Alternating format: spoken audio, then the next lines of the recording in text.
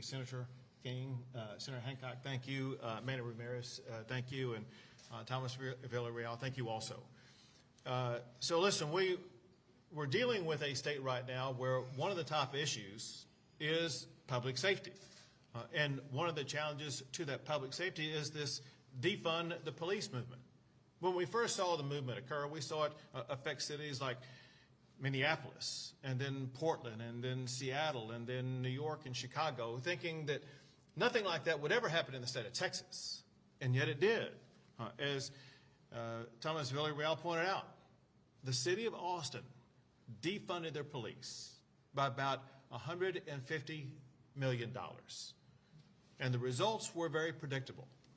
Last year, more people were murdered in Travis County than ever before in the history of our state. So Beto's approach to defund the police is an extraordinarily dangerous approach, a deadly approach. And when we in the Capitol saw that a city in Texas defunded police, we stood together and we said, not on our watch will we allow our law enforcement officers to be defunded. And that's exactly why they passed and I signed a law that will defund any city that defunds their police. Second is bail. What's going on in some communities across the state of Texas is extraordinarily dangerous as it concerns let them loose bail policies. And once again, it's turning deadly. Let me just give you one example that happened recently. Last week, the Harris County Sheriff's Office arrested 2 suspects with murder, a connection with a shooting death of a Harris County deputy constable. The suspects were free on bond from Harris County murder charges that took place last year. So Harris County has this revolving door bail policy that literally is killing people. And here are some numbers.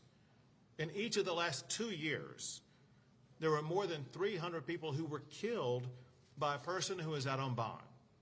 In each of the last 3 years, there was someone who was sexually assaulted by someone who was out on bond. Beto has openly supported easy bail policies. In this past session, we took up bail reform, and we were able to make a level of progress. I signed a law that reformed the bail system, but it didn't get the full reform that was needed because bail is included in the Constitution and we needed a constitutional amendment. And the Democrats voted together to defeat the constitutional amendment that would have fully reformed bail. The provision, the constitutional amendment would have allowed a judge to completely deny bail for certain violent or sexual offenses. Next session, we will once again be bringing back up a constitutional amendment to crack down on these loose bail policies in Texas. Kelly in particular was talking about fentanyl. It's pervasive in the Dallas-Fort Worth area. It's been reported in Harris County that on average one person loses their life every single day because of fentanyl. In the United States of America, the leading cause of death of people between the ages of 18 and 45 is now fentanyl. This is an extraordinarily serious and deadly problem, with most of it, if not all of it, coming across our border, with the president seemingly doing nothing to stop it from coming across our border. We're just seeing increases of it coming across our border. Well, Texas is stepping up and doing as much as we possibly can. In the past year, Texas law enforcement has seized enough fentanyl to kill every man, woman, and child in the entire United States of America. Beto said that he thought that our approach to securing the border was a solution in search of a problem. The fact of the matter is, the problems are plentiful on the border. Yes, it does include fentanyl coming into our country and our state. It includes deadly drug cartels and deadly gangs, smugglers, Texas law enforcement has arrested previously convicted criminals coming across the border. And the largest immigration, let's say the largest illegal immigration in the history of America has taken place this fiscal year in the United States. About 2 million people will cross our border illegally just in a single year. What's that, about more than twice the size of the city of Fort Worth coming across our border in one single year.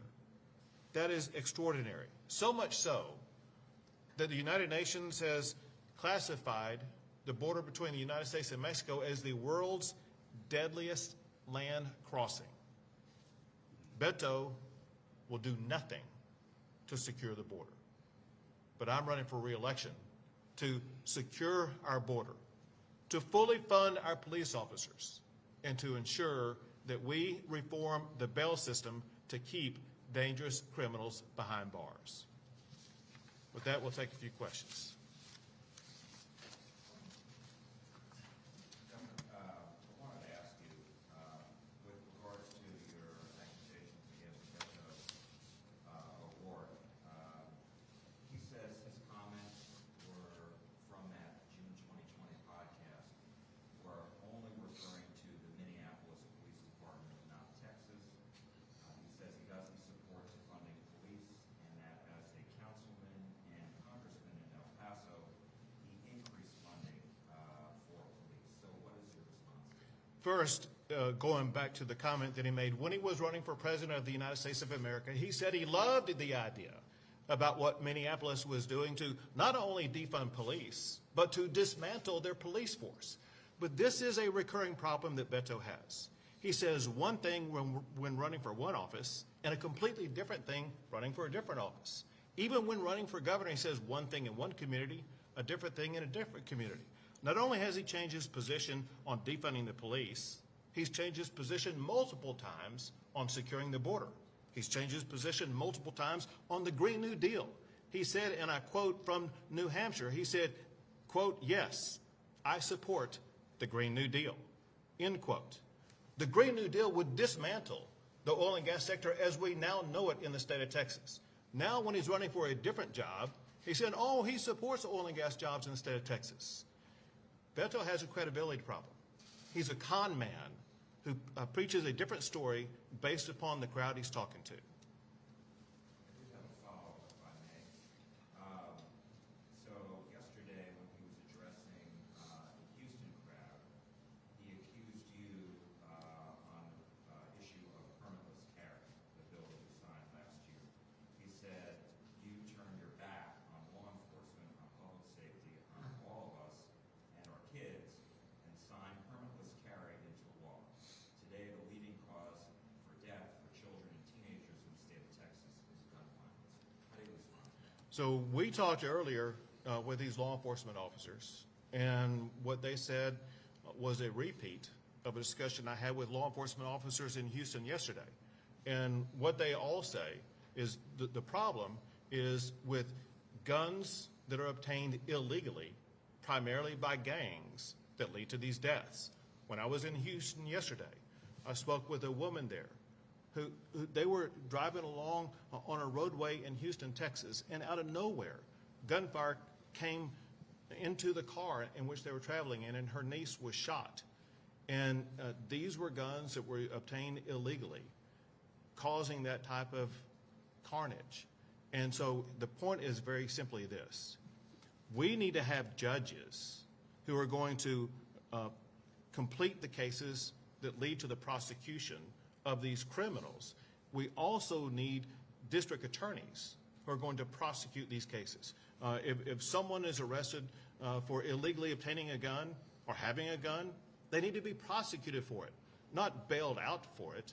And if we fully prosecute all the illegal gun possession cases that we have, and if we fully prosecute all the gangs that are involved in gun crimes, that will do more than anything else of getting these dangerous guns off the streets. But the woman I was talking to yesterday, she told me that Beto's proposition about what he wants to do about guns would not have done anything to save her niece from being shot, because he will not ensure the prosecution of gun crimes that leads to lives being lost. Mr. Governor, you had just said that the biggest problem with gun violence is people obtaining guns illegally. The Uvalde shooting was carried out by a man who obtained his gun perfectly legally under the laws that are currently in place. Now, how do you reconcile those two? But again, most of the gun crimes that take place are committed by people who obtain guns illegally. The one that occurred in Uvalde, obviously, as you point out, he obtained legally. But if you look at the number of gun crimes and the number of victims, they are in the thousands across the state of Texas. And it's a very serious problem, especially because of what judges are doing in not allowing the prosecution of these criminals, of letting criminals out on jail, of district attorneys not prosecuting these cases. And so this is something that must start at the courthouse and district attorneys' offices. Two more questions? Governor, you won 2 elections by 20 points. This one seems closer. Why do you think that is? Listen, you're kind of premature on that judgment. The game ain't over yet, and we'll see how close it is when all is said and done. But what really matters is that we just continue to focus on the issues that will make Texas better. One of which is what we're talking about today, and that is ensuring that we do everything possible to keep our community safe. Seriously, is there a reason it would be a closer race? Again, it's premature to say that it is.